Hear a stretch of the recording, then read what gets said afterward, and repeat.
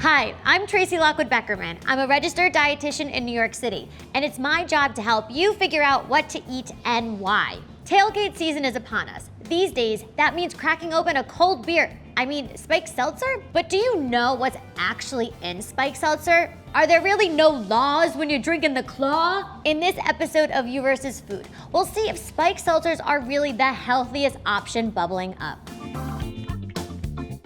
Aside from being an appealing beverage that makes you want to let your hair down, what really is in this spiked seltzer drink that has taken over my Instagram feed? Well, spiked seltzer, also known as hard seltzer, is normally made out of carbonated water, alcohol from fermented cane sugar, and fruit flavorings.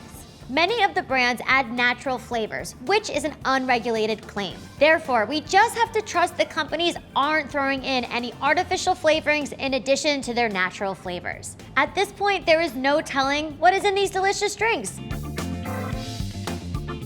Alcohol is not a healthy drink in any form and should not be consumed under the legal age. If you do choose to drink alcohol, it should be always in moderation. A 12-ounce can of spiked seltzer contains around 2 grams of sugar, 100 calories, 2 grams of carbs, and provides about 5% ABV on average. Similarly, a 5-ounce glass of wine contains 1 gram of sugar, 120 calories, 4 grams of carbs, and provides about 11% ABV. In comparison, a 1.5-ounce shot of tequila or vodka contains 0 grams of sugar, 100 calories, 0 grams of carbs, and provides about 40% ABV. One can of spiked seltzer on its own seems like a great better-for-you option, but be careful. The light taste coupled with the idea that it is a healthier choice can make it easy for people to drink them in excess, which is never good regardless of the drink. Lastly, if you're someone who suffers from acid reflux, IBD, or IBS, the carbonation may cause tummy troubles. With the most eye-catching can featuring a name and imagery inspired by the White Claw wave, White Claw Hard Seltzer tugs on all of our boozy heartstrings.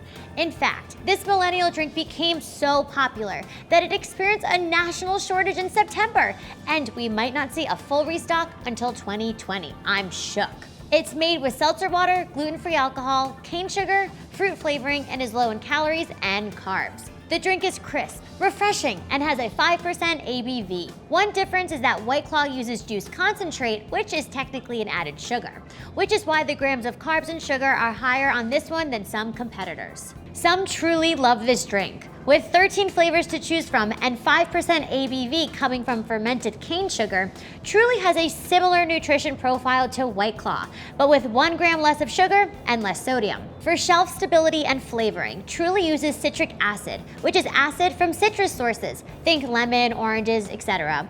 They use mandarina hops, which is also used in beer. So if you recognize that similar, sour, citrusy flavor, that's the hops talkin'. I love Truly madly, deeply. Like its competitors, this brand is also made from sugar, natural flavors, and is gluten-free. Bond and Viv changed their products this year to cut back on the calories and sugar, but it also reduced the alcohol content, which made fans pretty unhappy. I'm a bit skeptical of the no added sugar claim since they use corn syrup and malted rice, both of which contain sugar. Very interesting.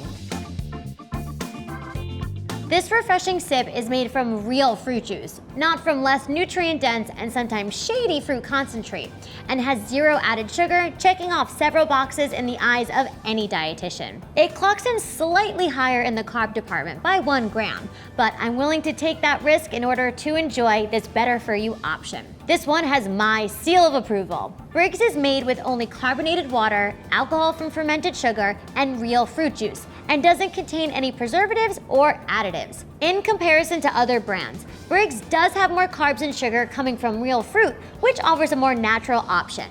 But once again, I'm willing to spring for the real ingredients. Spiked seltzer is really no better for you than wine, tequila, or vodka, and you do run the risk of some mysterious added ingredients with every can you crack open.